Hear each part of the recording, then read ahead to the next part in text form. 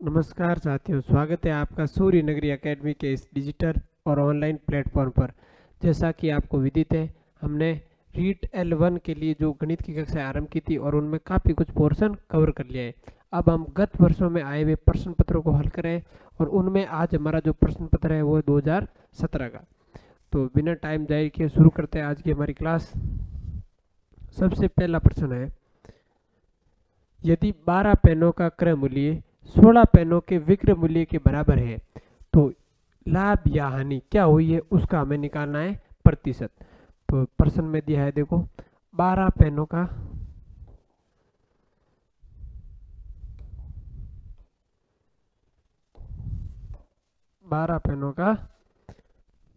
क्रय मूल्य।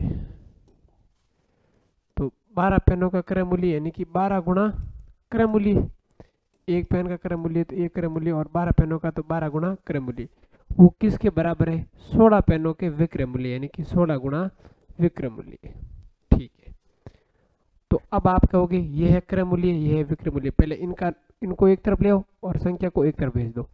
तो आप कहोगे क्रय मूल्य, ये तो रहा क्रय मूल्य, और ये इसके किसके गुणा में, तो इस तरफ आएगा तो भाग में, तो ये हो गया विक्रय मूल्य। बराबर कितना है? 16 तो इस तरफ है ही और 12 इस तरफ है गुणों में, तो बराबर के उस तरफ जाएगा तो भाग में। अब आप कहोगे कि क्रय मूल्य बट्टा विक्रय मूल्य कितना है, इनका अनुपात 16/12। अब ये कट रहा है, देखो 4 का भाग इसमें जाएगा 4 बार और इसमें जाएगा 3 बार, यानी कि 4/3। अब आप यहाँ से क्या निष्कर्ष निकाल रहे हो बताओ? क्रय मूल्य तो है 4 और विक्रय मूल्य है 3। इसका मतलब उसने 4 रुपये में कोई चीज़ खरीदी और उसे 3 रुपये में बेच दी। इसका मतलब उसको क्या हुआ है? नुकसान हुआ है, हानि हुई है, घाटा हुआ है। तो आप कहोगे यहाँ से निष्कर्ष निकल गया, उसे क्या हुई है? हानि हुई है। ठीक है, अब हानि कितनी हुई है? तो आप कहोगे 4 में खरीदा और 3 में बेचा, इसका मतलब हानि कितने की हुई है? 1 की हुई है। तो हानि कितनी है? 1 है। और हानि ज्ञात कैसे करते हैं? क्रय मूल्य में से विक्रय मूल्य को घटा के। तो क्रय मूल्य 4 है और विक्रय मूल्य 3 है, तो 4 - 3 यानी कि 1, तो हानि मिल गई 1। अब हमें निकालना इस हानि 1 का प्रतिशत। तो हानि प्रतिशत या लाभ प्रतिशत क्या होता है फॉर्मूला? अब हमें हानि प्रतिशत निकालना है, तो हानि प्रतिशत बराबर हानि बट्टा, हानि या लाभ हमेशा किस पे होते हैं? क्रय मूल्य पे होते हैं, तो बट्टा क्रय मूल्य इंटू 100। अब आप बताओ हानि कितनी हुई? 1 की। क्रय मूल्य कितने में खरीदा था उसे? 4 रुपये में खरीदा था, तो ये हुए 4 गुणा 100। अब आप कहोगे 4 का भाग 4 में एक बार और 100 में 25 बार, तो जो हानि प्रतिशत आया है वो हमारा कितना आ गया है? 25% आ गए। तो कौन सा ऑप्शन सही है हमारा? बी ऑप्शन सही है। तो ऐसे इन प्रश्नों को हल करना होता है। श्रीमान एक्स के पास एक निश्चित राशि है, उसने कुछ राशि 10% सरल ब्याज की दर से और शेष राशि 12% सरल ब्याज की दर से बैंक में जमा कराई। प्रथम राशि का चौथाई हिस्सा शेष राशि के 5वें हिस्से के बराबर है। यदि 2 वर्षों के बाद कुल ब्याज 2500 है तो जमा की गई कुल राशि कितनी है? श्रीमान एक्स के पास देखो दो राशि है। अब मान लो राशि ए है और एक राशि बी है, माना हमने, ठीक है। एक निश्चित राशि है वो ए प्लस बी है और उसने दो भागों में बांटा इसे, कि उसमें से एक कोई थोड़ा सा पोर्शन है, थोड़ा सा हिस्सा है, वो किस दर से दिया? 10% की दर से दिया ये राशि, और उसे 10% की दर से। और शेष मानो बी राशि बची और उसे कितनी दर से दिया? 12% की दर से दिया। तो एक और ये भी कंडीशन दे रही है कि प्रथम राशि का स्वतः हिस्सा, तो प्रथम राशि का स्वतः हिस्सा यानी कि ए का स्वतः भाग किसके बराबर है? दूसरी राशि या शेष राशि के 5वें भाग के बराबर, यानी कि b/5 के बराबर। इसे आप सरल कर दो, वज्र गुणा करवा दो, तो 5 गुणा ए हो गया 5a और 4 गुणा बी हो गया 4b, तो 5a बराबर 4b। ये हमारी एक समीकरण बन गई। यहाँ से जो इसमें कंडीशन दे रखी थी, शर्त दे रखी थी, उसको अप्लाई किया तो हमें एक समीकरण मिल गई कि 5a बराबर 4b। यदि 2 वर्षों के बाद कुल ब्याज कितना है? 2500 रुपये। अब समय दे दिया 2 वर्ष और यहाँ भी समय दे दिया 2 वर्ष। अब जो टोटल ब्याज दिया है, कुल ब्याज वो कितना दिया है हमें? 2500 रुपये दिए बैंक से। उस मतलब बैंक वाले ने उसे कितना ब्याज दिया है? 2500 रुपये दिया बैंक ने। तब आप कहोगे वो 2500 है कौन? इसका और इसका दोनों का ब्याज है, यानी कि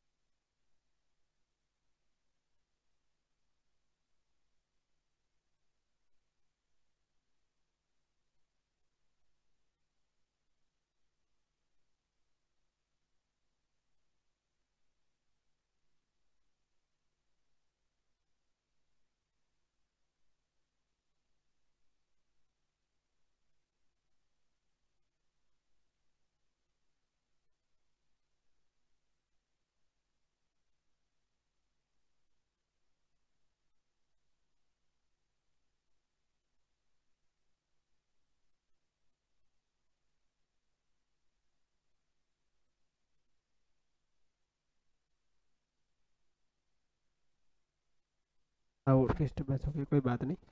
अब ये था हमारा प्रश्न कि उसने दो भागों में बांटा राशि को, एक को 10% और एक को 12% की दर से ब्याज पर दिया था। तो जो टोटल ब्याज मिला हमें वो कितना मिला, 2500 रुपये मिला। वो टोटल है कौन, ये और ये। तो इसका ब्याज कैसे निकलेगा कि मूलधन इंटू समय इंटू दर। तो A गुणा 10 गुणा 2/100, ये तो हुआ इस राशि का ब्याज। और B राशि का ब्याज कौन है, तो B इंटू मूलधन इंटू दर इंटू समय बट्टा 100। इन दोनों का जो टोटल योग है वो कितना है, 2500 रुपये। अब आप हल करो, आप कहोगे 2 का भाग 2 में 1 बार और 100 में 50 बार, ये 50 है। 2 का भाग 2 में 1 बार और 100 में 50 बार। तब आप कहोगे कि A गुणा 10/50 प्लस B गुणा 12/50 बराबर कितना है, 2500। अब आप इसे और हल कर सकते हो। इसमें क्या हो गया, आप 2 का भाग दिया 5 बार गया और इसमें 2 का भाग गया कितनी बार, 25 बार। इसमें 2 का भाग गया 6 बार और इसमें 2 का भाग गया 25 बार। अब पीछे बचा A गुणा 5 यानी कि 5 है ऊपर तो बट्टा 25 प्लस 6 गुणा B हो गया 6B/25 बराबर कितने हैं, 2500। अब आप कहोगे हर समान है और भिन्नों की जोड़ करनी होती है, तो डायरेक्टली हमें हर जो समान है उसको लिख दो और ऊपर अंशों को जोड़ दो। तो अंश जोड़ा 5A प्लस 6B बराबर कितने आ गए, 2500 आ गए। अब ये जो 25 इसके भाग में है बराबर के उस तरफ जाएगा तो गुणा में बदल जाएगा, यानी कि 5A प्लस 6B बराबर 2500 गुणा 25। अब आप कहोगे ये कोई एक समीकरण बन गई, समीकरण 2, और इसे मान लो समीकरण 1। अब समीकरण 1 में देखो 5A का मान किसके बराबर है, 4B के बराबर है। तो क्या मैं समीकरण 2 में जो 5A है उसकी जगह पे 4B रख सकता हूँ, ऑब्वियसली रख सकता हूँ। तो आप तब आप कहोगे 5A का तो मान कितना है, 4B प्लस 6B बराबर 2500 गुणा 25। अब आप कहोगे 5A और 4B और 6B हो गए 10B बराबर 2500 गुणा 25। हमें चाहिए B का मान, तो 10 उस तरफ जाएगा तो बच जाएगा भाग में, यानी कि 2500 गुणा 25/10। तो 1 0 से 1 0 कैंसिल आउट। अब करवा दो आप गुणा, तो पहले संख्या करा दो, 25 गुणा 25 कितने हो गए, 625। 1 0 पीछे रहा तो 1 0 पीछे लगा दो। तो यानी कि जो शेष बची धनराशि थी वो तो कितनी आई, 6250।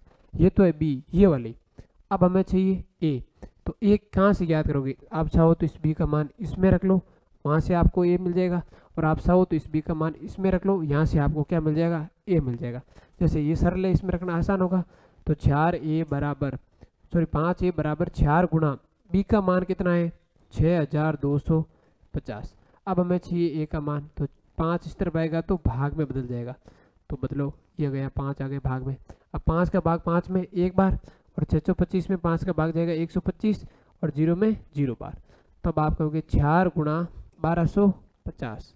तो ये 4 गुणा 1250 गुणा करवा दो 0 का, 4 गुणा 0 0, 4 गुणा 5 20, तो असल के 2, 4 गुणा 2 8, 8 और 2 10, तो असल लगी 1, 4 और 1, 4 एकम 4, 4 में 1 जुड़ा तो 5, यानी कि जो हमारी दूसरी धनराशि है वो क्या मिली, 5000 मिली।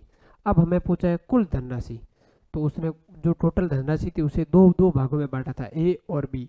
तो ए धनराशि जिसे उसने 10% की ब्याज से दिया था वो तो थी 5000, और B धनराशि जिसे उसने 12% की ब्याज से दिया था वो थी 6250।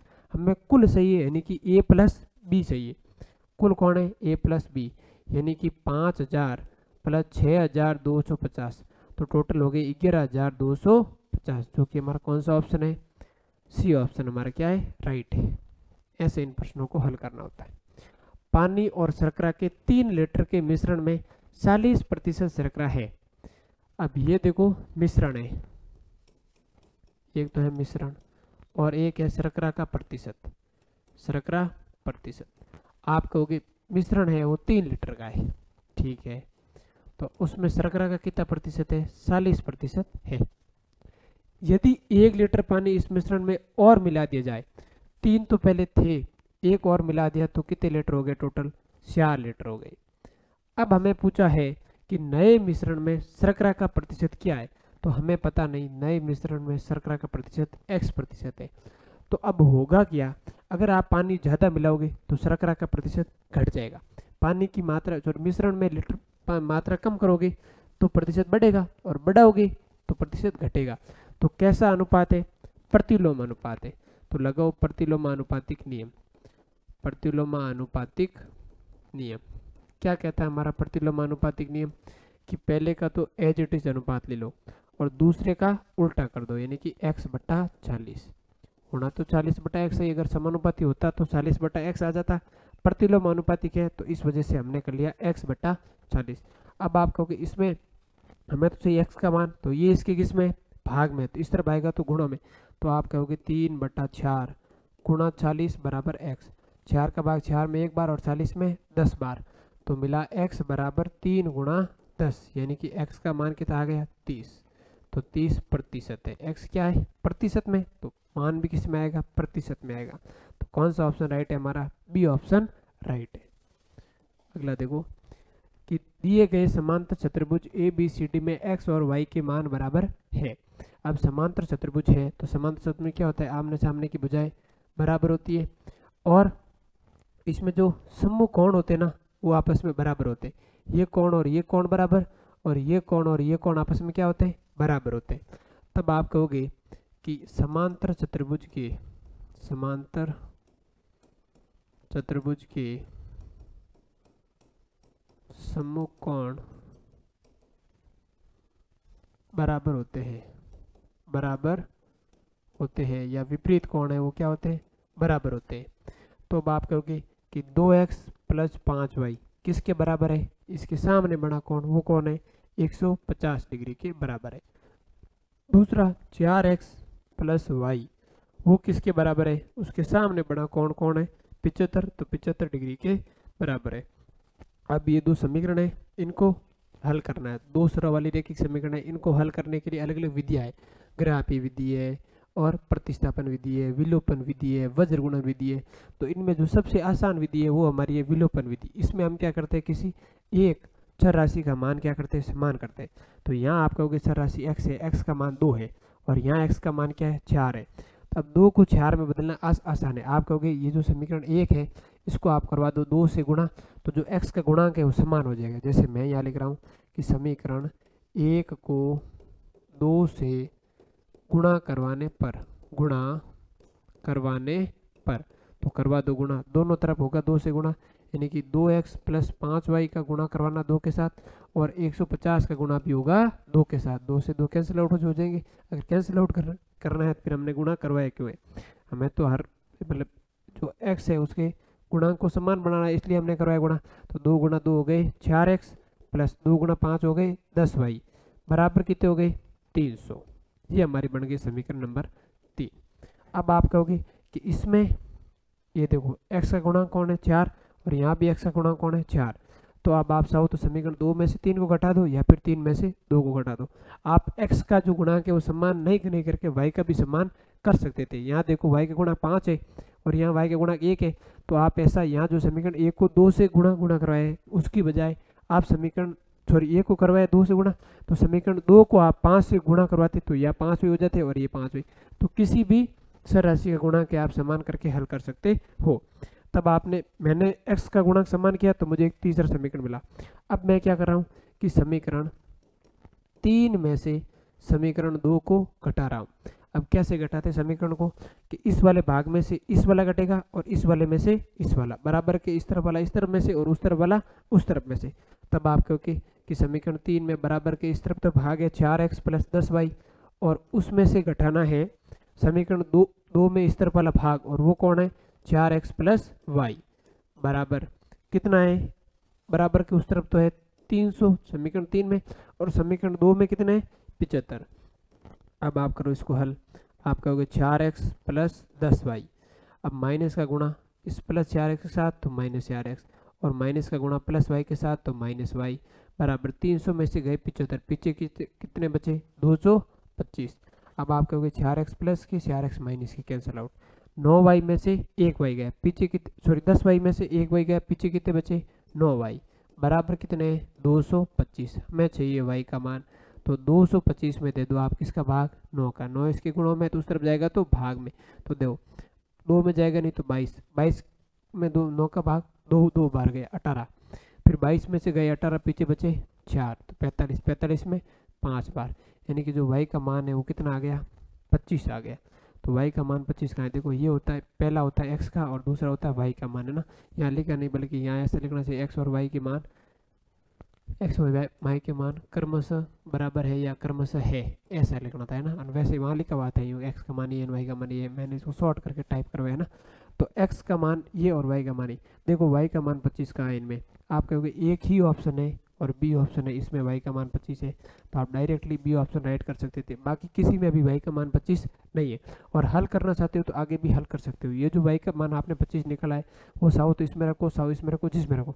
जैसे मैं रख रहा हूँ समीकरण 2 में, देखो समीकरण 2 में y का मान रखने पर आपको x का मान मिल जाएगा। मान रखने पर रखो आप कहोगे 4x प्लस समीकरण 2 में जो y है उसके स्थान पे मुझे कितने रखने हैं, 25 रखने हैं, और बराबर कितने हैं, 75। आप कहोगे 4x बराबर 75 माइनस 25, यानी कि 4x बराबर 50। तो x बराबर 50 बटा 4, देखो 50 में 4 का भाग, 5 में गया 1 बार, पीछे बचा 1 यानी कि 10, 10 में गया 2 बार, तो पीछे बचे 2, 2 में जाएगा नहीं, तो भाग टूट गया 10 तो हो गए 20, 20 में 4 का भाग 5 बार, यानी कि जो x का मान है वो कौन है, 12.5 डिग्री। तो ये देखो x का मान 12.5 डिग्री आ गया और y का मान 25 डिग्री आ गया। तो ऐसे इन प्रश्नों को हल करना होता है। कबीर 10 रुपये में 11 की दर से पेंसिलें खरीदता है और वो 11 में 10 की दर से उन्हें बेच देता है, तो उसका लाभ प्रतिशत ज्ञात करना है। अब कबीर क्या क्या कर रहा है, देखो कि 11 पेंसिलें खरीद रहा है ना, 11 पेंसिलें, और कितने में खरीद रहा है, 10 रुपये में खरीद रहा है। तो एक पेंसिल उसने कितने में खरीदी, तब आप कहोगे इस 11 को 10 के भाग में भेज दो, तो 11 बटा 10, तो 10 बटा 11 में खरीदी एक पेंसिल, तो एक पेंसिल का मूल्य ये आ गया, इतने रुपए में उसने खरीदी।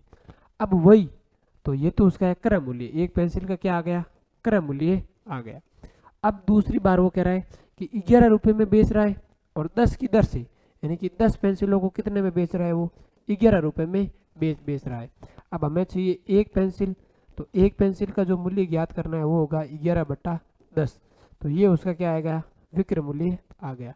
अब आप कहोगे तो इसके अंदर भाग दोगे तो ये देखो 0.9 समथिंग कुछ आएगा, और इसके अंदर भाग दिया तो 1.1, तो 0.1 छोटा है और 1.1 बड़ा है। तो अब आप क्या कहोगे कि इसमें जो विक्रय मूल्य है वो बड़ा है किससे भाई, क्रय मूल्य से। सीधी सी बात है, इसमें क्या होगा, लाभ होगा। और वैसे प्रश्न में दिया है क्या हो रहा है, लाभ हो रहा है, वरना आपको ऐसे ज्ञात करके पूछता कि लाभ ऑब्लिक करके कह देता हानि प्रतिशत बराबर है कि लाभ हो रहा है या हानि हो रहा है, पीछे देता 10% लाभ 10% हानि 11%, ऐसे भी इस प्रश्न को घुमाया जा सकता था। तो विक्रय मूल्य अधिक है तो इस वजह से क्या हो गया, लाभ हो गया। अब हमें चाहिए लाभ प्रतिशत, तो लाभ प्रतिशत का जो फॉर्मूला होता है वो हमारा क्या होता है कि लाभ प्रतिशत बराबर लाभ बटा क्रय मूल्य गुणा 100, तो लाभ बटा क्रय मूल्य गुणा 100। अब आप कहोगे कि क्रय मूल्य तो पड़ा है, क्रय मूल्य तो कितना है 11, 10 बटा 11, और लाभ नहीं पता है, तो लाभ कैसे करते हैं हम ज्ञात, लाभ ज्ञात करते हैं जितने में बेचा उसमें से खरीदा वो घटा दो, तो विक्रय मूल्य माइनस क्रय मूल्य। अब आप कहोगे कि विक्रय मूल्य तो है 11 बटा 10, क्रय मूल्य है 10 बटा 11, हल करना आता है, इनका जो लसअप आएगा वो कौन आ जाएगा, 110 आ जाएगा, और 10 का भाग 110 में 11 बार, तो 11 गुणा 11 121 माइनस, अब 11 का भाग 110 में 10 बार, तो 10 गुणा 10 हो गए 100, यानी कि जो आंसर आ गया वो कौन आ गया, 21 बटा 110। ये तो हमारा कौन है, लाभ है। अब रखो इसके अंदर आप मान, आप कहोगे लाभ का मान तो आ गया 21 बटा 110 भाग क्रय मूल्य कितना है हमारा 10 बटा 11, 10 बटा 11 गुणा 100। अब भिन्नों का भाग करना चाहिए था कि भाग का सिंबल किस में बदल जाएगा, गुणों में, और ये हो जाएगी उल्टी, यानी कि 11 बटा 10 गुणा 100। अब आप काट दो, 1 0 से 1 0, 1 0 से 1 0, नीचे बचा 11, तो 11 से भी 11 कैंसिल आउट। अब कोई बच रहा है, नहीं बच रहा है, पीछे बचा 21, केवल क्या बचा 21, तो 21%, तो लाभ प्रतिशत कितना है 21% है। तो ऐसे इन प्रश्नों को हल करना था भाई। अब यदि x प्लस, यहाँ पे देखो करेक्शन है, ये ऐसे लिखा हुआ है, यानी 2 सही 125 बटा 126, ठीक है। अब ये हमारा एक प्रश्न है कि x प्लस 5 बटा 6 प्लस 5 बटा 7 प्लस 4 बटा 9 बराबर कितना है, 2 सही 125 बटा 126। अब हमें ये करनी है भिन्नों की जोड़। तो भिन्नों की जोड़ के लिए मैंने क्या कहा, सबसे पहले तो हम लेते हैं हरों का एलसीएम, यानी कि 6, 7 और 9 का एलसीएम लेना हमें। तो एलसीएम कैसे करते क्या, 7 7 गुणनखंड करके, यानी कि 6, 7 और 9, इसके अंदर 2 का भाग जा रहा है तो 2 दिया 2 का भाग। अब 2 के बाद में किसी में नहीं जा रहा 2 का, अब 2 के बाद में अगली अभ्य संख्या 3 है तो 3 का भाग 2 गया इसमें 3 बार। अब और 3 का जा रहा है तो एक बार और 2, 3 का भाग गया 3 का। अब 3 का नहीं जा रहा है तो 7 ही है, 7 एक अभ्य संख्या तो इसको का जाएगा तो 1 1 1। तो हमारा जो एलसीएम आया वो कौन आया, 2 गुणा 3 गुणा 3 गुणा 7, यानी कि 21 21 63 और 63 2 126, यानी कि एलसीएम कितना मिल गया हमें, 126 मिल गया। अब आप कहोगे कि x प्लस एलसीएम तो मिला कितना 126। अब हम कैसे करेंगे जोड़, कि जो अंश है उसका गुणा करवाएंगे हर का भाग एलसीएम में देने पर जो संख्या मिलती है उसका। तो 5 का गुणा गुणा करवाना है, और किसके साथ, 6 का भाग दिया 126 में कितनी बार गया 21 बार, प्लस 5 ऊपर इस 5 का गुणा 5 है ना, हाँ 5। अब इस 5 का गुणा करवाना है किससे, 7 का भाग दो 126 में, भाग बुलाता है उससे। तो 7 का भाग दिया 126 में कितनी बार गया, 1 बार गया। पीछे बचे 5 और 6 56 हो गए, 56 में 7 का भाग 8 बार गया, प्लस 4 गुणा 9 का भाग दो 126 में कितनी बार गया, 1 बार गया। और पीछे कितने बचे, 3 बचे, 3 और 6 हो गए 36, 36 में 9 का भाग 4 बार गया, बराबर है 2 सही। अब इसको भी तो हल करना आता हमें, यहाँ होगा गुणा यहाँ होगी जोड़, यानी 126 गुणा 2 कितने हो गए 252। अब 252 में जोड़ो आपके से 125 को, तो 252 में ऐड करना है 125 को, तो कितने मिलेंगे 7 7 और 3, यानी कि 377 बट्टा 126। ये हमने सीखा था कि कैसे मिश्र भिन्न को एक अनुचित भिन्न में बदला जाता है। अब आप कहोगे इनका गुणा करा के इनको ऐड करो, x प्लस ये तो हो गए 105 प्लस ये हो गए 90 और ये हो गए 56 बट्टा 126 बराबर कितने हैं 377 बट्टा 126। अब इन सबको आपको करना है ऐड, यानी कि x प्लस आप कहोगे 6 और 0 6, 6 और 5 6 और 0 6, 6 और 5 11, 11 का 1 हासिल का 1, 5 और 1 6, 6 और 9 कितने हो गए 15, 15 और 0 यानी कि 5 हासिल का 1, 1 और 1 2, यानी कि 251 बट्टा 126 बराबर 377 बट्टा 126। ये संख्या इस तरफ किस में जोड़ में, तो उस तरफ जाएगी तो घटा में, यानी कि मतलब प्लस की है तो इस तरफ आएगी तो माइनस की, यानी कि x बराबर 377 बट्टा 126 में से घटाना है 251 बट्टा 126 को। अब हर समान है और घटाव है, भिन्न समान हर वाले भिन्नों का घटाव कैसे करते हैं, डायरेक्ट जो हर समान है उसको लिख दो और ऊपर अंश में क्या कर दो घटाव कर दो, यानी 377 में से घटाना है 251 को, ये 51 है ना, ठीक है। अब आप कहोगे x बराबर 7 में से गया 1 पीछे बचा 6, 7 में से गया 5 पीछे बचा 2, 3 में से गया 2 पीछे बचा 1, 126 बट्टा 126 यानी 126 में सभी 126 का एक बार और इसमें एक बार, यानी कि 1 बट्टा 1 1। तो हमारा जो x है उस x का मान कितना आ गया 1 आ गया, ए ऑप्शन हमारा क्या है राइट है। आगे देखो, दिए गए वृत्त में अज्ञात कोण या फिर थीटा का मान होगा, अज्ञात कोण या थीटा का मान होगा। अब आपको क्या करना है, आपको पता है कि एक ही वृत्तखंड के कोण क्या होते हैं समान होते हैं, तो ये कोण है 40, तो ये वाला कोण भी कितना होगा 40 होगा। तब आप कहोगे ये कोण 40 है तो ये कोण 40 है, क्योंकि एक ही वृत्तखंड के कोण क्या होते हैं समान होते हैं, हमने पढ़ा था ज्यामिति में वृत्त में। तब आप कहोगे ठीक है, अब ये यहाँ पे दिया है 85, ये यहाँ पे दिया है 85 और ये कोण थीटा हमें करना है ज्ञात। तब आप कहोगे ये एक त्रिभुज नजर आ रहा है, आ रहा है आपको, आप कहोगे ये देखो ये एक त्रिभुज है, ये क्या है त्रिभुज, त्रिभुज के तीनों कोणों का योग कितना होता है 180 डिग्री, उसमें से दिया कौन सा है ये 40 और 85, जोड़ो कितने हो गए 125, तो 125। अब इसका मान क्या क्या रहा होगा, तब टोटल योग कितना आया 180 आया। तब आपको 40 और 85 125, 125 अब और कितना रहा होगा इसका मान 55 रहा होगा, क्योंकि 125 और 55 कितने हो गए 180 हो गए, वरना आप आराम से जोड़ के भी कर सकते थे कि ADC एक त्रिभुज है और हम जानते हैं क्या, हम जानते हैं कि त्रिभुज के तीनों कोणों का योग, तीनों कोणों का योग कितना होता है, त्रिभुज के तीनों कोणों का या सभी कोणों का योग होता है 180 डिग्री। जोड़ो आपको दिया है 40 और 85 और एक कोण दिया थीटा, इसका मान कितना आ जाएगा 180 आ जाएगा। ये जोड़ा हमें मिला 125 प्लस थीटा बराबर 180, यानी कि थीटा बराबर 180 माइनस 125, तो थीटा का मान कितना आ गया 55 डिग्री आ गया, जो कि हमारा ऑप्शन कौन सा राइट है, सी ऑप्शन राइट है। अगला देखो कि निम्नलिखित में से कौन सा कथन गणित की प्रकृति को नहीं दर्शाता है। गणित की अपनी भाषा होती है जिसके माध्यम से सूत्र पढ़ते और सिद्धांत का प्रतिपादन किया जाता है। हाँ, गणित की अपनी भाषा होती है भाई, जैसे आप साधारण ब्याज पढ़ते हो तो मूलधन इंटू दर इंटू समय बटा 100। अब मूलधन गणित की भाषा है कि नहीं। आपने पढ़ा लाभ, तो लाभ क्या होता है कि जो विक्रय मूल्य माइनस क्रय मूल्य, तो विक्रय मूल्य देखो खरीदना कहीं कहीं क्रय मूल्य और बेचना ने विक्रय मूल्य, तो ये सब गणित की भाषा ही तो हुई है। तो गणित की अपनी भाषा है सिर्फ ये बात तो गणित की प्रकृति को दर्शाती है। जो नहीं दर्शाती है उसे हमें बताना है। गणित में अमूर्त प्रत्ययों की व्याख्या का अवसर होता है। हाँ, बराबर होता है। आपको पता है 2 3 क्या, अब गणित बताता है कि 2 ऐसे लिखते हैं 3 ऐसे लिखते हैं, तो जो आपके ज्ञान में है 2 और 3 वो तो क्या है अमूर्त, और अगर आपने लिखा है तो वो हमारी क्या है मूर्त अवधारणा है।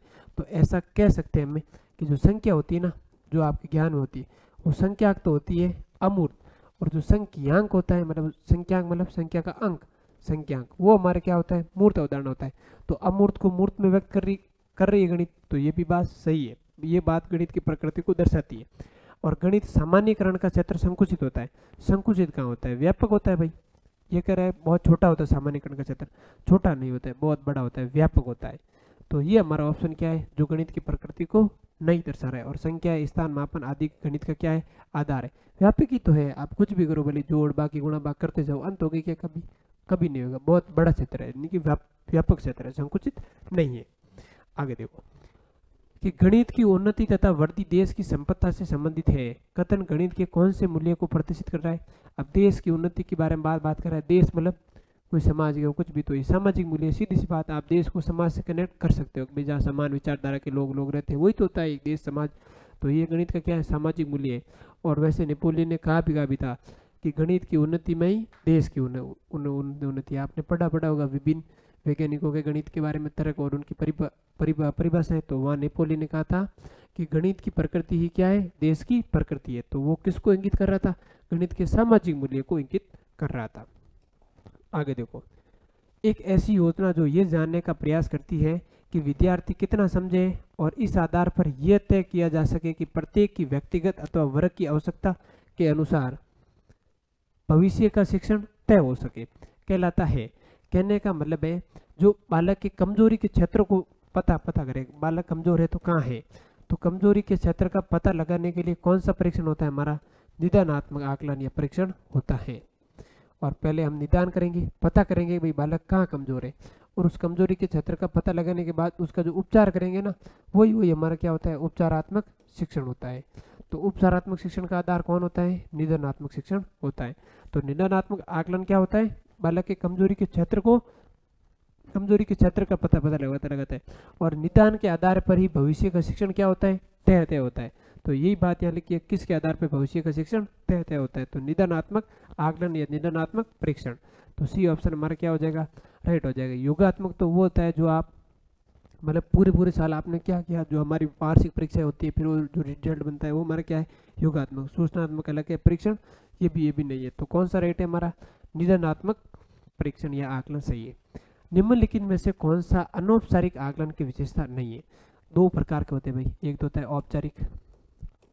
औपचारिक मतलब फॉर्मल, और एक होता है अनौपचारिक मतलब इनफॉर्मल। अब औपचारिक क्या होता है, दायरा फिक्स होगा, दायरा फिक्स, और इसका कोई दायरा फिक्स नहीं होता है, आप कहीं भी कैसे भी ले सकते हो, फिक्स दायरा नहीं होता है इसका। मतलब कहने का मतलब जो आप अनौपचारिक का मतलब होता है ओरली पूछना, कहीं बैठा है तो भी उससे पूछना, आते जाते पूछ लेना, वो क्या कर रहा है उस पर ध्यान रखना, ये सारी की सारी गतिविधि किस में आएगी अनौपचारिक में आएगी। औपचारिक का मतलब है आप उसको टेस्ट लो, आप उससे व्यक्तिगत कुछ संप्रेषण करवाओ, तो वो क्या होगा उसका औपचारिक होगा। तो इसमें से आपको बताना है विद्यार्थी अपने उत्तर पुस्तिका में जैसा कार्य कर रहे हैं उसकी तरफ देखना, तो ये तो औपचारिक को दर्शाता है।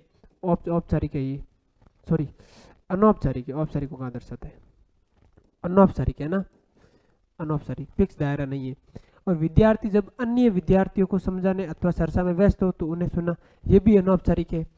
और अध्यापक द्वारा पूछे गए प्रश्नों पर दिए जाने वाले उत्तरों को मॉनिटर करना, लंबे खींचना प्रश्नों को, ये भी क्या है, अनौपचारिक है।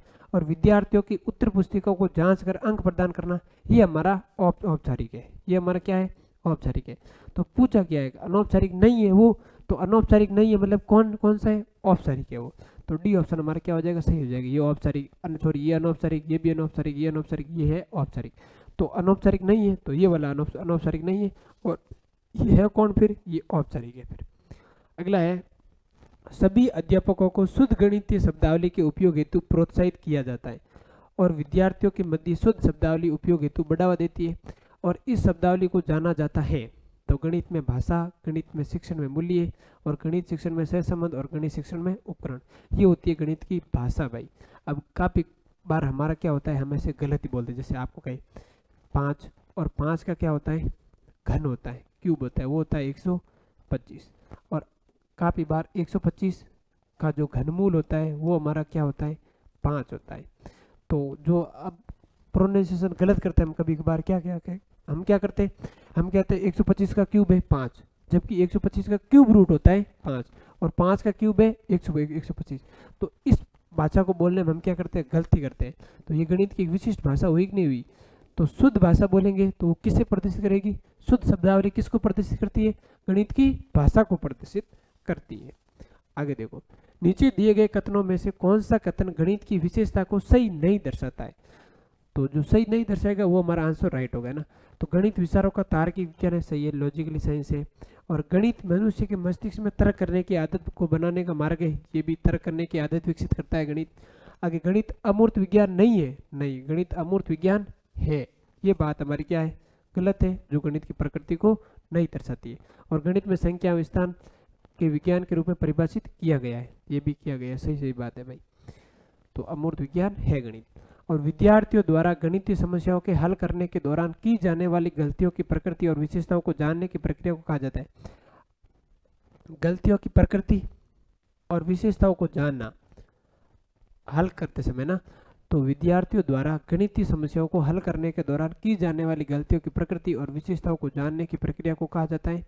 गणित में विषय वस्तु विश्लेषण नहीं, गणित में त्रुटि विश्लेषण कहा जाता है।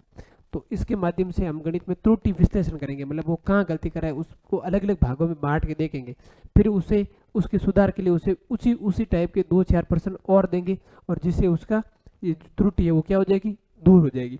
और संश्लेषण का मतलब त्रुटियों को जोड़ना, जोड़ेंगे नहीं, त्रुटि के बारे में विचार करेंगे, उसको और भागों में तोड़ेंगे ताकि बच्चा त्रुटि ना कर सके। तो ये हमारा क्या गणित में त्रुटि विश्लेषण होता है। आगे देखो, नए प्रकरण के प्रति विद्यार्थियों का ध्यान आकर्षित करने के लिए अध्यापक द्वारा कक्षा में प्रस्तुत की जाने वाली परिस्थितियों को कहते हैं पूर्व ज्ञान, प्रस्तावना, उद्देश्य कथन और आदर्श प्रश्न। वो हमारी होती है क्या, प्रस्तावना होती है। देखो, जब कोई अध्यापक कैसा भी टॉपिक नया स्टार्ट करता है ना, तो उसके बारे में कुछ कहता है कि अब हम इसके अंदर पढ़ेंगे, जैसे मैंने कहा अबाजी गुणनखंड, तो हम सबसे पहले कहते हैं आपने अबाजी गुणनखंड पढ़ा है, तो बच्चा इतना ध्यान नहीं देगा, हम इसमें पढ़ेंगे, हम कहेंगे भाई हमने अबाजी संख्या पढ़ी है ऐसा ऐसा, तो बच्चा कहेंगे क्या पता है हमें, ये पहले वाली बात सर कह रहे हैं। अगर मैं उसे पूर्व ज्ञान के बजाय ये कहूँगा कि हम अबाजी गुणनखंड पढ़ेंगे, फिर इसके अंदर एचसीएफ एलसीएम पढ़ेंगे, फिर इन पर आधारित प्रमेय पढ़ेंगे, तो उस वजह से बच्चा और ज़्यादा ध्यान आकर्षित करेगा, भाई हम इसमें कुछ नया सीखने वाले। तो वो क्या होती है, प्रस्तावना होती है।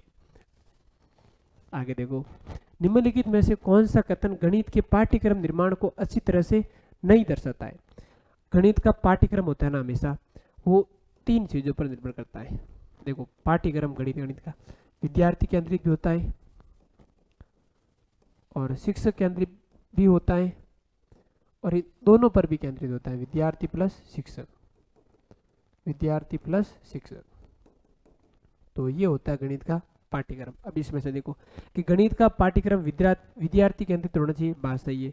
जो नहीं दर्शाता है वो हमें क्या करना है, टक करना है, मतलब क्लिक करना है। और गणित का पाठ्यक्रम क्रिया आधारित होना चाहिए, बराबर होना चाहिए।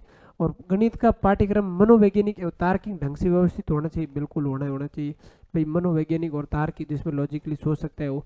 और गणित का पाठ्यक्रम गणित अध्यापक की सहमति को आवश्यक नहीं मानता है, नहीं, सहमति को आवश्यक मानता है गणित का पाठ्यक्रम। तो ये हमारा कथन को क्या है, गणित के पाठ्यक्रम की प्रकृति को नहीं दर्शाता है कि अध्यापक की सहमति नहीं है, नहीं, अध्यापक की सहमति होती है। और निम्नलिखित में से कौन सी विधि विद्यार्थियों में गणित संबंधी कमजोरी जानने की अच्छी विधि नहीं है। विद्यार्थी को कक्षा के अंदर वो बार प्रश्न करना, ये भी उससे कमजोरी का पता, इससे भी पता चलता है। मौखिक कार्य से भी पता चलता है। विद्यार्थियों की उत्तर पुस्तिकाओं का विश्लेषण करके भी पता चलता है, और विद्यार्थियों में तुलना करके इससे हमें उसके कमजोरी, विद्यार्थियों की गणित संबंधी कमजोरी के बारे में पता नहीं चलता। जैसे कोई बच्चा है उसके 2-4 सवाल सही है, एक है जिसके 3 सवाल सही है और एक गलत है। अब इसकी तुलना करके हम कैसे पता कर पाएंगे कि ये इस कमजोरी कहाँ है? हम तो ये कह सकते हैं भाई इसने ज़्यादा मार्क किए और इसने कम मार्क किए, कमजोरी के बारे में नहीं पता कर सकते। तो तुलना के माध्यम से हम कमजोरी का पता नहीं लगा सकते। 2 पूर्ण संख्या दी गई है और यदि बड़ी संख्या के 3 गुणे छोटी संख्या से विभाजित हो। 2 पूर्ण संख्या, मैंने माना x और y 2 पूर्ण संख्या है, और इसमें x है बड़ा और y है छोटा। ये सिंबल क्या है? तो ये है बड़ी संख्या और ये क्या है? छोटी संख्या है। ठीक है, और ये दोनों क्या है? पूर्ण संख्या है। प्रश्न में दिया है 2 पूर्ण संख्या माननीय में। तो क्या कहा है कि बड़ी संख्या के 3 गुणे में, तो बड़ी संख्या के 3 गुणे में भाग देना। देखो, बड़ी संख्या का 3 गुणा यानी कि x का 3 गुणा, इसमें भाग देना है किसका? छोटी संख्या का। छोटी संख्या कौन है? y। y का दिया भाग, तो भागफल कितना मिला हमें? 4 मिला, और शेष फल कितना प्राप्त हुआ हमें? 3 प्राप्त हुआ। ठीक है, दूसरा ये कह रहा है कि छोटी संख्या के 7 गुणे में, छोटी संख्या कौन है? y, तो y का 7 गुणा, इसमें भाग दिया, बड़ी संख्या से विभाजित किया जाता है। बड़ी संख्या कौन है? x, तो x का भाग दिया इसमें। छोटी संख्या 7 है, तो छोटी संख्या के 7 गुणे में भाग दिया किसका? बड़ी संख्या यानी कि x का। तो हमें जो भागफल मिला वो कितना मिला? 5 मिला, और शेष फल कितना मिला हमें? 1 प्राप्त हुआ। तो छोटी संख्या हमें ज्ञात करनी है, यानी कि y हमें क्या करना है? ज्ञात करना है। छोटी संख्या यानी y का मान हमें निकालना है। आप कहोगे सर ऐसा मैंने पढ़ा था, यूक्लिड पर में पढ़ा था, इसमें पढ़ा था हमने भाज्य भाजक और भागफल पर। क्या होता है यूक्लिड पर में? वो होता है भाज्य बराबर भाजक गुणा भागफल प्लस शेषफल। भाज्य बराबर भाजक गुणा भागफल प्लस शेषफल। अब ये जो प्रमेय आप इन दोनों में लगाओ, ये तो क्या होता है? हमारा भाज्य होता है, ये होता है भाज्य। ये कौन होता है? भाजक। ये कौन होता है? भागफल। और जो नीचे रिमाइंडर बचता है वो हमारा क्या होता है? शेषफल होता है। अब आप कहोगे रखो इसके अंदर मान, भाज्य कौन है? 3x बराबर भाजक कौन है? y गुणा भागफल कौन है? 4 प्लस शेषफल कौन है? 3। अब इसको व्यवस्थित लिखो, आप कहोगे 3x, ये 4y इस तरफ आएगा तो माइनस का 4y बराबर 3। ये हमारी बन गई समीकरण 1। इसी प्रकार इसका भी एक समीकरण बनेगा कि भाज्य बराबर भाज्य कौन है? x गुणा भागफल कौन है? 5 प्लस शेषफल कौन है? 1। तब आप कहोगे 7y बराबर 5x प्लस 1। अब ये मैं 7y को उस तरफ भेजूंगा तो हो जाएंगे माइनस के, यानी कि 5x माइनस 7y प्लस 1 बराबर यहाँ कौन रहा? 0 0। अब 1 को मैं उस तरफ भेजूँ तो हो जाएगा माइनस का, तो 5x माइनस 7y बराबर माइनस का 1। ये बन गई समीकरण 2। अब इन दोनों समीकरणों को हल करना है और हमें किसका मान निकालना है? y का मान निकालना है। तो 2 चरों वाली रेखिक समीकरण, इसके लिए लगाएंगे हम विलोपन विधि। देखो कौन कौन सी समीकरण है हमारे पास में? एक है 3x माइनस 4y बराबर 3, और दूसरी हमारे पास 5x माइनस 7y बराबर कौन है? -1 है। अब इसमें x का करो या y का करो, x का गुणा कर दो समान, x को विलोपित कर दो, और y का मान आएगा तो हमें y का मान ही चाहिए, वरना आप y का करोगे तो पहले x का मान निकलेगा, फिर x का मान इसमें रखोगे। अल्टीमेट हमें चाहिए तो कौन है? छोटी संख्या, यानी कि किसका मान चाहिए? y का मान चाहिए। तो इसके लिए मैं क्या करूंगा? x के गुणांक को समान करूंगा। अब ये तो किससे होगा? किसी से नहीं हो रहा है ना, कोई दिमाग लगा नहीं पा रहे, तो अब आप क्या करो? इसके गुणांक का गुणा उससे करा दो और उसके गुणांक का गुणा इसमें करा दो, यानी कि समीकरण 1 को, ये समीकरण 1 है, ये समीकरण 2 है, तो समीकरण 1 को आप गुणा करा दो 5 से गुणा। समीकरण 1 को 5 से गुणा करवाने पर तो करवाओ, आप कहोगे 3x माइनस 4y बराबर 3। इसका गुणा करा रहा हूँ मैं किससे? 5 से, तो 5 से दोनों तरफ होगा गुणा, तो 15x माइनस 20y बराबर हो गई 15। ये बन गई समीकरण 3। और जो समीकरण 2 है उसको गुणा करवा दो आप समीकरण 1 में जो x का गुणांक है उससे, ताकि दोनों के x के गुणांक क्या हो जाएंगे? समान हो जाएंगे। तो समीकरण 2 को 3 से गुणा करवाने पर, 3 से गुणा करवाने पर तो करवाओ, आप कहोगे 5x माइनस 7y है, इसको गुणा करवाना किससे? 3 से, बराबर हो जाएगा -1 गुणा 3। तब आप कहोगे 15x माइनस 21y बराबर कितने हो गए? -3। ये हमारी हो गई समीकरण 4।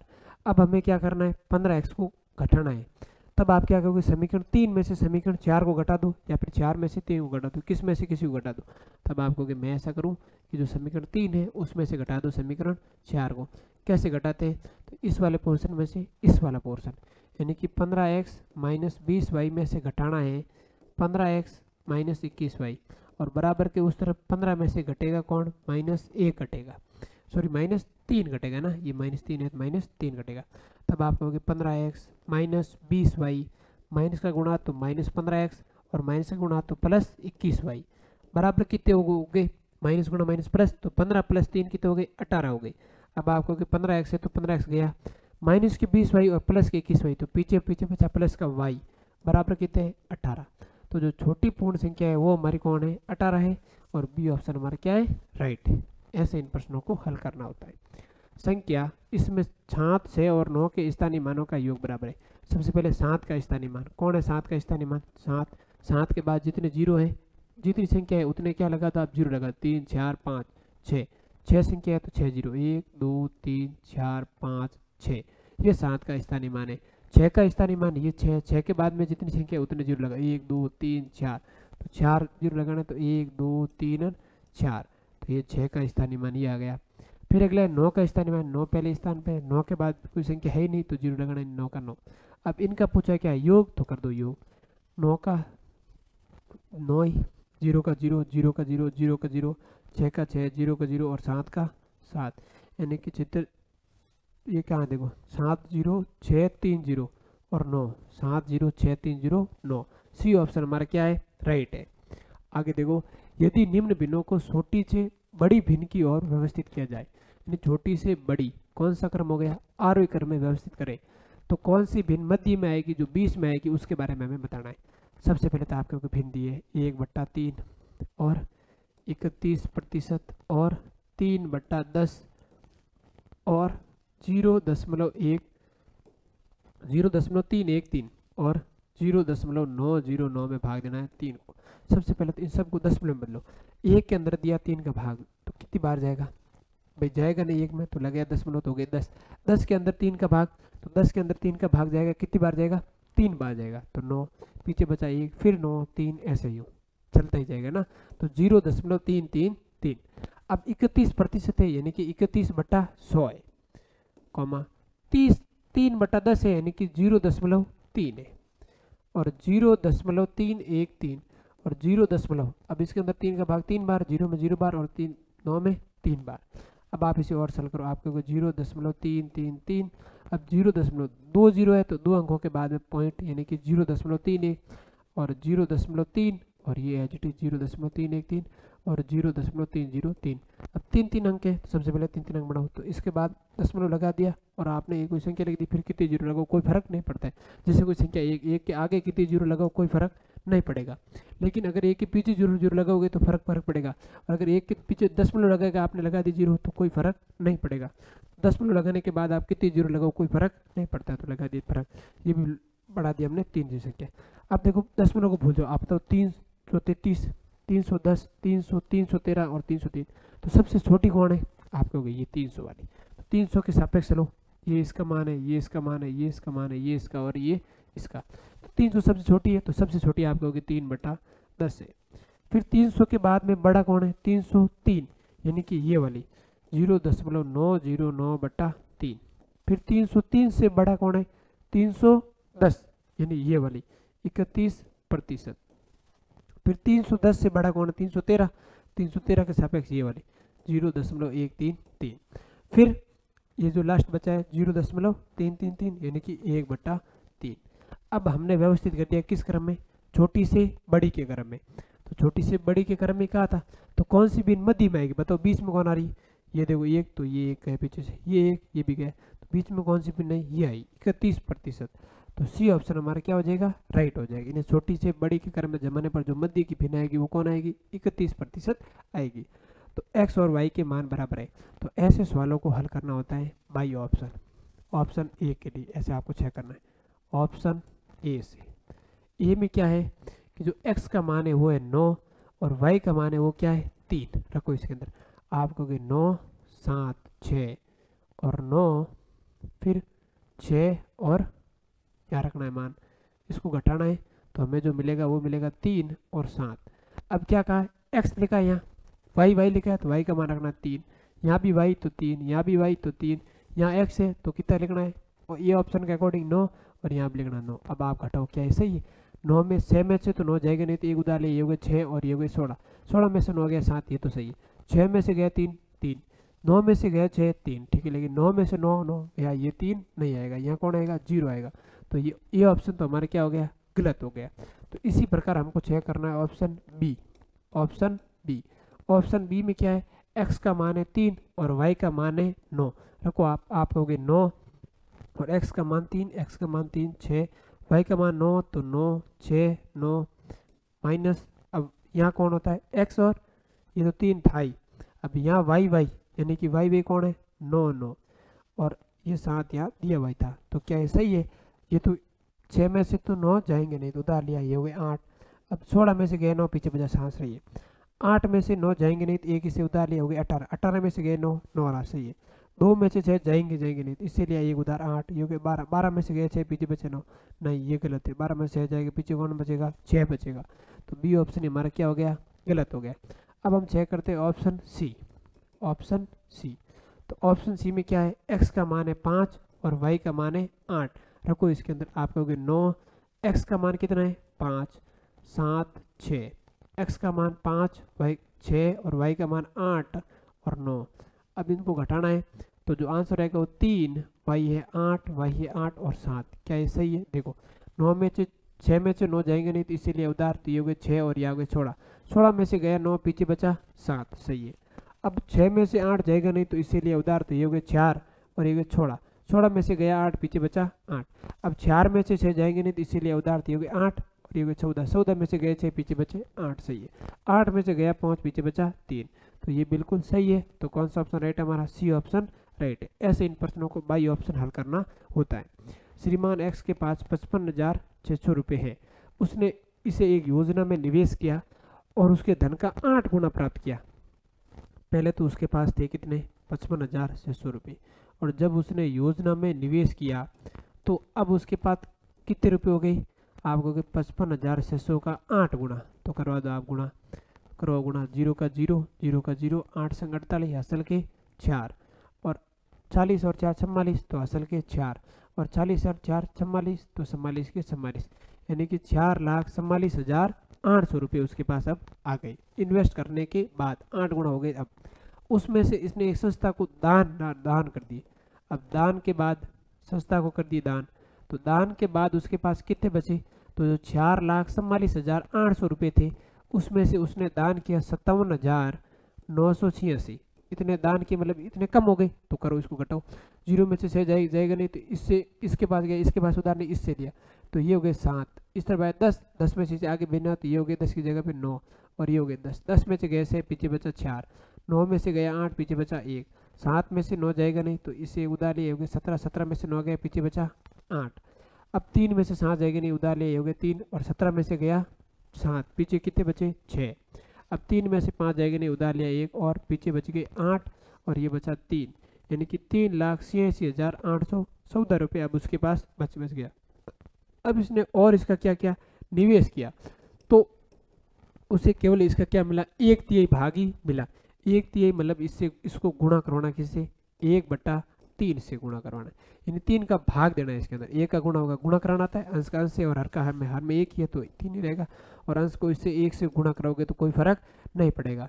अब आपको 3,86,814 में भाग देना किसका, 3 का, 3 में 3 का गया एक बार, 3 एकम 3 0, अब उतरा 8, 8 के अंदर 3 का भाग गया 2 बार, तो 6, पीछे बचा 2, अब उतरा 6, अब 6 में 26 हो गए, 26 में 8 बार गया 24, पीछे बचा 2, अब नेक्स्ट 28, यानी कि 9 बार गया तो 27, पीछे बचा 1, अब कौन उतरेगा, 6 उतर गया, 8 उतर, अब 1, पीछे को बचा 1 और 1 11, इसमें गया 3 बार, तो पीछे बचे 2, अब ये 24, 24 में गए 8 बार, यानी कि जो पीछे अब धनराशि बचेगी वो बचेगी 12,000, सॉरी ये कितनी है, 1,29,000 है ना, ये क्या है, यहाँ पे कितनी बार दिया मेरे भाग वापस दो भैया ना,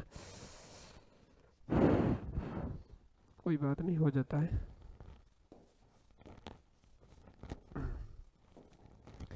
ये रहा 3,86,814।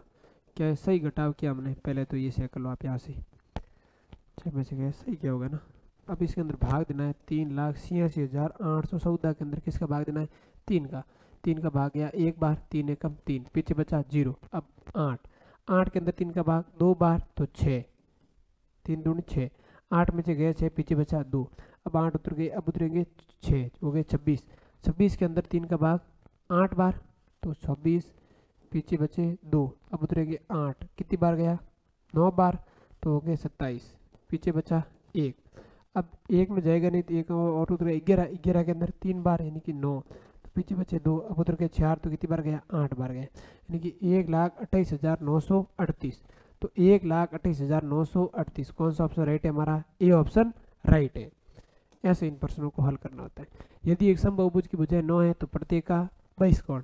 तो समबाहुभुज की भुजाएं, तो समबाहुभुज का प्रत्येक 22 कोण पढ़ा था हमने। फॉर्मूला क्या होता है 360/n होता है, 360/n होता है। तो 360 भुजाओं की संख्या n दे रखी है, n क्या होती है भुजाओं की संख्या होती है 9, तो कितने हो गए 360 में दिया 9 का भाग 40। तो जो समबाहुभुज का प्रत्येक 22 कोण होगा वो कितना होगा 40 डिग्री होगा, यानी कि बी ऑप्शन राइट है। पढ़ा था हमने कि 22 ऐसे हमने 4 फॉर्मूले पढ़े थे। सबसे पहला फॉर्मूला था कि 22 कोण के सभी बहुभुज के सभी 22 कोणों का योग होता है 360। समबाहुभुज के 22 कोणों का योग होता है 360/n, और बहुभुज के अंतःकोणों का योग n-2 गुणा 180, और समबाहुभुज के अंतःकोणों का योग n-2 गुणा 180/n, ये हमने पढ़ा था। तो एक वर्ग का परिमाप कितना है 144 है, यानी कि दिया है वर्ग का परिमाप, और कितना दिया हमें 144 सेंटीमीटर दिया है। तो वर्ग का परिमाप क्या होता है 4 इंटू भुजा, तो यानी कि 4 इंटू भुजा का मान कितना है 144। हमें चाहिए भुजा, तो भुजा कैसे निकलेगी 144 में, ये 4 इस तरफ तो गुणों में तो उस तरफ जाएगा तो भाग में, यानी कि भुजा निकल के आ गई हमारी कितनी बार गया 3 बार, तो पीछे बचा 2, 24 कितनी बार गया 6 बार, तो भुजा हमारी आ गई कितनी 36 आ गई। अब कहा है देखो जो आयत का क्षेत्रफल है वर्ग के क्षेत्रफल के बराबर है, यानी कि आयत का क्षेत्रफल किसके बराबर है वर्ग के क्षेत्रफल के बराबर है। वर्ग का क्षेत्रफल, आयत का क्षेत्रफल क्या होता है लंबाई इंटू चौड़ाई, वर्ग का क्षेत्रफल होता है भुजा स्क्वायर या फिर भुजा इंटू भुजा। अब आपके पास जो डाटा है वो रख दो। आप कहोगे आयत की लंबाई कितनी दी है 21 सेंटीमीटर, तो ये तो हो गई 21 गुणा चौड़ाई हमें पता नहीं है, भुजा हमारे पास है 36 गुणा 36। अब हमें चाहिए बी का मान, तो बी के 81 गुणों में उस तरफ जाएगा तो बदल जाएंगे भाग में, यानी कि 36 गुणा 36/81। अब आप कहोगे 3 का भाग इसमें गया 12 बार, और इनमें इसमें गया कितनी बार 26 बार। इसके अंदर 3 का भाग है 4 बार, और इसके अंदर 3 का भाग है कितनी बार 9 बार, और 9 का भाग 9 में 1 बार और 36 में 4 बार। तब आप कहोगे बी बराबर 4 गुणा 4, यानी कि कितने हो गए 16। तो चौड़ाई हमें कितनी मिल गई 16 सेंटीमीटर मिल गई। अब पूछा गया प्रश्न में कि आयत की लंबाई और चौड़ाई का अंतर, यानी कि L माइनस बी, लंबाई और चौड़ाई का अंतर यानी L माइनस बी पूछा है। L हमें पता है कितनी है, प्रश्न में दी 81, और चौड़ाई हमने ज्ञात कर ली कितनी 16। अब 81 में से घटाओ 16, ये तो हो गए 7 और 11, 11 में से गए 6, पीछे कितने बचेंगे 5, और 7 में से गए 1, पीछे बच गया कितना 6, 65। तो जो हमारा आंसर होगा वो क्या हो जाएगा 65 सेंटीमीटर हो जाएगा, यानी कि आयत की लंबाई और चौड़ाई का अंतर कितना है 65 सेंटीमीटर है। अब यदि मसप 408 और 1032, अब यहाँ पे तो ये है 408 और 1032 का मसप है वो किसके बराबर है 1032x माइनस 408y की। सबसे पहले तो निकालो इसका मसप, कैसे निकालते हैं मसप, अब आज गुणनखंड करो अलग अलग 408 और 1032 का, तो इसके अंदर दिया 2 का भाग गया 204 बार, इसके अंदर 2 का भाग 102 बार, इसके अंदर 2 का भाग 51, और 51 के अंदर 2 का नहीं जाएगा 3 का जाएगा, कितनी बार गया 2 और 27 बार, और 27 में 3 का 9 बार, नहीं 27 नहीं 17 बार, 17 बार, और 17 एक अभाज्य संख्या है तो 17 का ही जाएगा एक बार। तो 408 के तो हमें मिल गए गुणनखंड 2 गुणा 2 गुणा 2 गुणा 3 गुणा 17। अब हमें चाहिए 1032, तो 2 का भाग दिया कितनी बार गया 5, भाई 1000 के आधे हो गए 5 और 32 के 16, तो 516, और 516 के आधे 500 के 250 और 16 के 8 यानी कि 258। अब 258 के करने में आते 2 का भाग दिया 129। अब 129 में 2 का भाग नहीं जाएगा, गया 3 का। कितनी बार गया 3 का भाग? इसमें 4 बार और इसमें 3 बार। और 43 एक अभाज्य संख्या है तो इसका ही भाग जाएगा, यानी कि जो 1032 है उसे हम उसके हमें गुणनखंड मिल गए 2 गुणा 2 गुणा 2 गुणा 3 गुणा 43। अब हमें चाहिए कौन? एचसीएफ। एचसीएफ के लिए हम क्या बनाते हैं? जोड़ा बनाते हैं। 1 2 का जोड़ा, 1 2 का जोड़ा, 1 2 का और 1 3 का, और प्रत्येक जोड़े में से एक एक अंक उठा उठा लेते हैं। 2 के 3 जोड़े तो 3 3 बार 2 को लिख दिया, और 3 का एक जोड़ा तो एक बार 3 को लिख दिया। 3 2 6, 6 2 12, 12 2 26। जो हमारा एचसीएफ है वो कौन है? 24 है। कहने का मतलब एचसीएफ क्या है? एचसीएफ होता क्या है कि ऐसी बड़ी से बड़ी संख्या जिसका भाग दी गई सभी संख्याओं में जाता है। एचसीएफ होता क्या है? बड़ी से बड़ी संख्या, बड़ी से बड़ी बड़ी संख्या। मैंने उस दिन छोटी से छोटी लिखवा दिया था, आप हो सके तो इसमें करेक्शन कर लेना ना। बड़ी से बड़ी संख्या जिसका भाग दी गई सभी संख्याओं में जाता है, सभी संख्याओं में जाता है। ये आप वहाँ करेक्शन कर लेना है ना, जो हमारा अभाज्य गुणनखंड और एलसीएम टॉपिक है उसमें। तो और एलसीएम क्या हो गया होता है कि ऐसी छोटी से छोटी संख्या जिसमें जाता है और एचसीएफ कहा जाता है ना, तो ये होती है बड़ी से बड़ी, यानी कि 24 से बड़ी ऐसी कोई संख्या नहीं है जिसका भाग इन दोनों में जाएगा। तो जो इसका जो मसअप 408 और 132 का है वो कितना मिला में 24 मिला, और वो किसके बराबर है? वो है 1032x माइनस 408y के। अब ये कट रहा है तो काट दो। देखो सबसे पहले 8 का भाग इसमें गया 3 बार, और इसमें 8 का भाग कितनी बार गया? अब भाई दोनों तरफ भाग दे दो ना, 8 का भाग इस तरफ, 8 का भाग इस तरफ भी। समान संख्या दोनों तरफ गुणा करवा सकते हैं, भाग दे सकते हैं, घात बना सकते हैं, कुछ भी। तब आपने कहा 8 का भाग इसमें दिया, अब इसमें 8 का भाग इसमें भी जाएगा और इसमें भी जाएगा। तो देखो 8 का भाग कितनी बार गया? इसमें गया 1 बार, पीछे बचा 2, तो हो गए 23। 23 के अंदर 8 का भाग 2 बार गया 16, पीछे कितने बचे? 4 और 3 7, 72, और 72 में 8 का भाग 9 बार, यानी 129x माइनस इसके अंदर गया 5 और 1 51 बार, 51y। अब 3 का जा रहा है और तो दे दो 3, या 3 इसमें से कॉमन आर ले लो, इसमें से 3 लिया कॉमन, पीछे कितना बचा? 4 और 3 43x माइनस इसमें से कितने बचे? 17y हो गए। 3 से 3 कैंसिल आउट, ये इस तरफ आएगा भाग में जाएगा तो अभी 3 में 3 का भाग 1 बार, यानी कि 1 बराबर 43x माइनस 17y। तो 43x माइनस 17y का मान कितना मिल गया हमें? 1 मिल गया। और एक प्रश्न में दिया है कि x प्लस y का मान कितना है? 7 है, और हमने निकाला 43x माइनस 17y का मान कितना निकाला? हमने 1 निकाला है। अब y का गुणा समान करना आसान होगा क्योंकि 17 से गुणा, वरना 43 से गुणा यहाँ और 7 को भी 43 से करवाना पड़ेगा। ये समीकरण 1 और ये समीकरण 2। अब आप कहोगे मैं समीकरण 1 को किससे करवा रहा हूँ गुणा?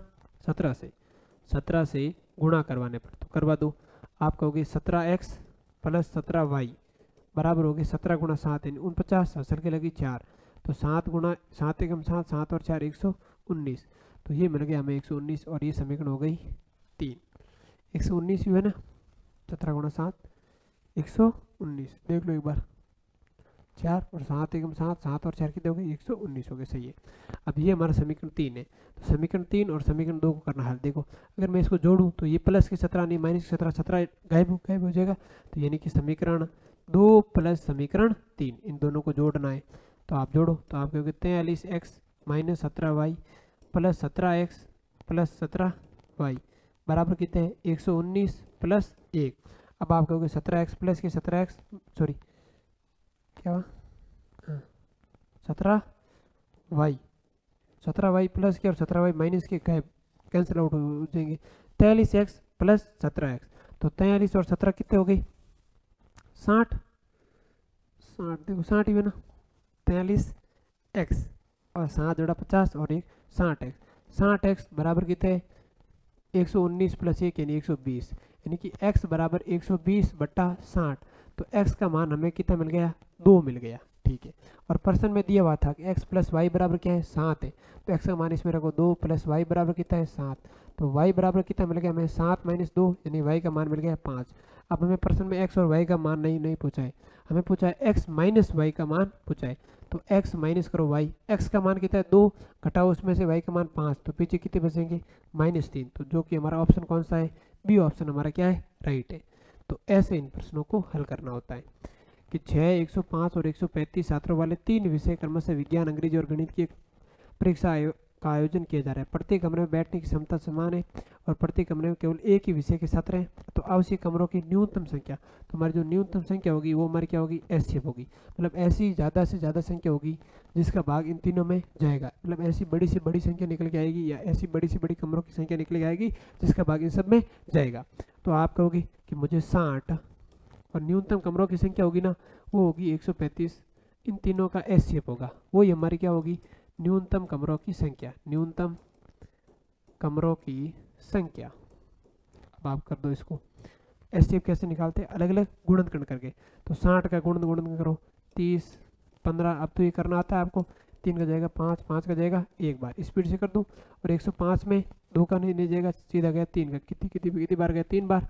और 5 35 बार। अब 35 में 5 का जाएगा 7 बार और 7 में 7 का जाएगा एक बार। अब उसके बाद में 135। अब 135 में देखो किसका जाएगा भाग, 3 का जाएगा, गया 4 बार और 5 45। 3 का गया कितनी बार, 15 बार। 3 का गया 5 बार और 5 का गया एक बार। यानी आप कहोगे जो 60 के गुणनखंड है वो तो है 2 गुणा 2 गुणा 3 गुणा 5। और 105 के गुणनखंड है वो हमारे है 3 गुणा 5 गुणा 7। और 135 के गुणनखंड है वो हमारे है 3 गुणा 3 गुणा 3 गुणा 5। अब हमें निकालना है इनका एचसीएफ, वही हमारी क्या होगी, उनमें न्यूनतम कमरों की संख्या होगी। तब आप कहोगे एचसीएफ के लिए जोड़ा 2 यहाँ है लेकिन यहाँ नहीं है, नहीं 2 का जोड़ा तो नहीं बनेगा। 3 यहाँ है, यहाँ भी है और यहाँ भी है, तो एक पैर तो बन गया 3 का।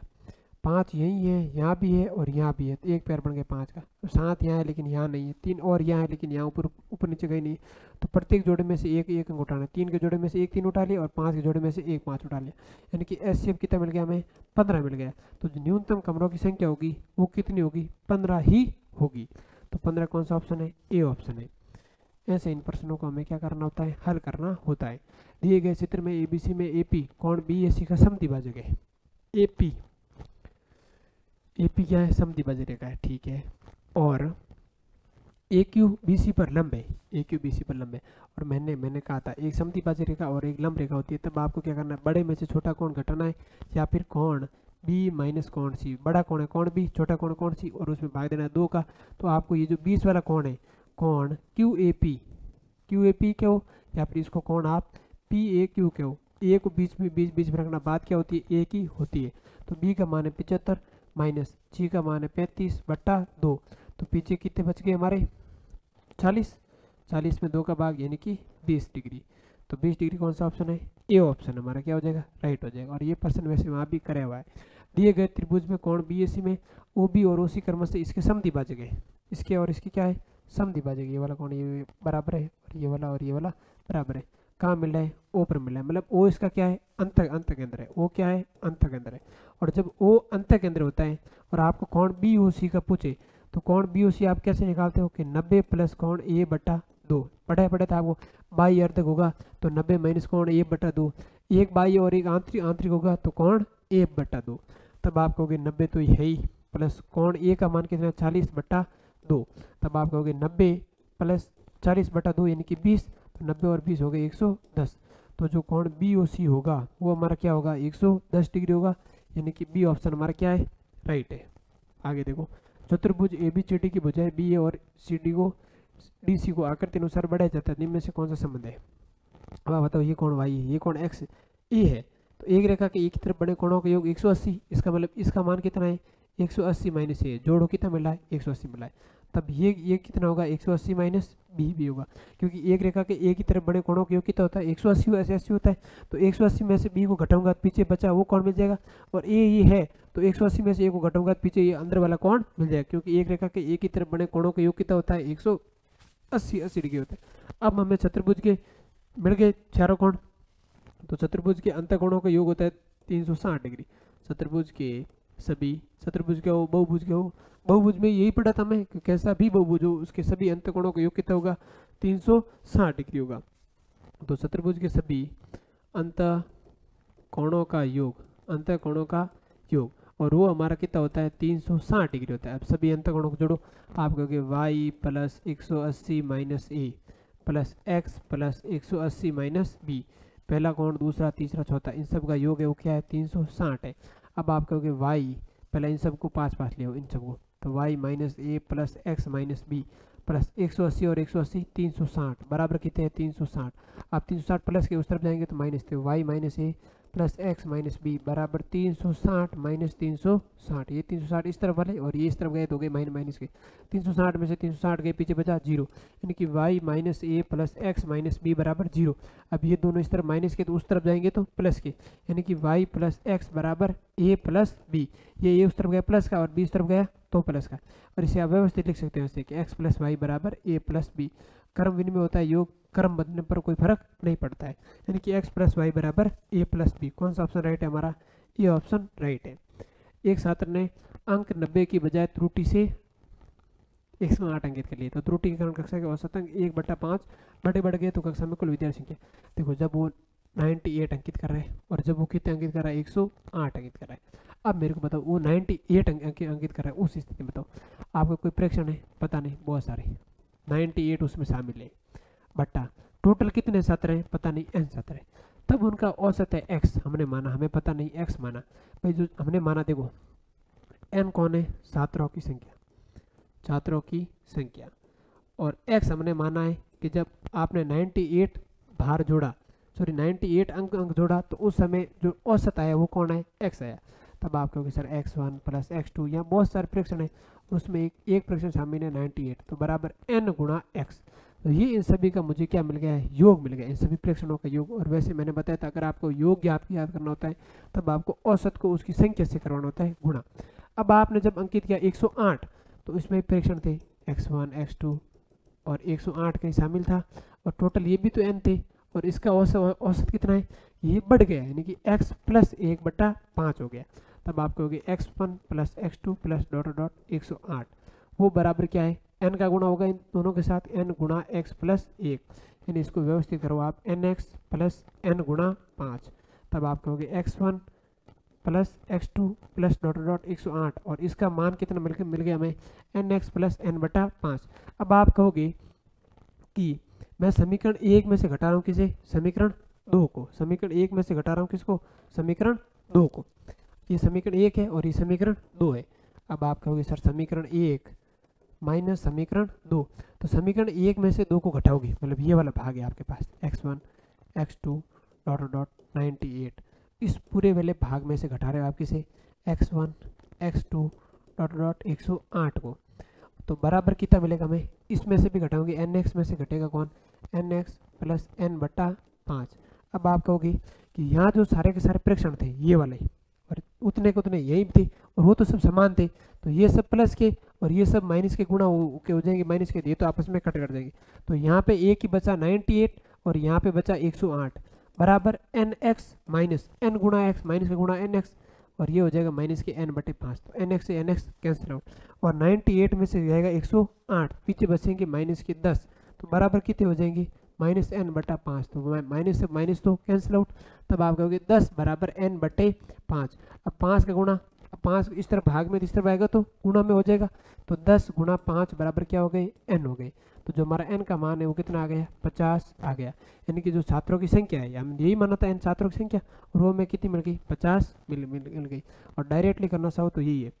त्रुटि कितने की हुई, त्रुटि है वो होती है 1 छात्रों की संख्या, त्रुटि होती है ना, त्रुटि के कारण अंक कितने बढ़ गए आपको, त्रुटि हुई 10 की और अंक बढ़े 1/5, त्रुटि हुई 10 की अंक बढ़े 1/5 तो 5 को इस तरह 50 बराबर 1 तो टोटल छात्र कितने हो जाएंगे 50 हो जाएंगे।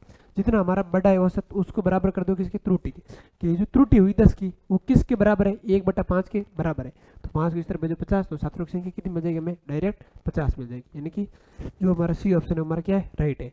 तो धन्यवाद आप सभी का, उम्मीद करते हैं आज का सेशन आप सबको अच्छा लगा होगा। हमने 2017 का जो पूरा प्रश्न पत्र है वो बढ़िया अच्छे तरीके से हल करवाया है और नेक्स्ट जो हमारा अगली प्रतिपरीक्षा का है उसे भी हम हल करवाएंगे। धन्यवाद आप सभी का।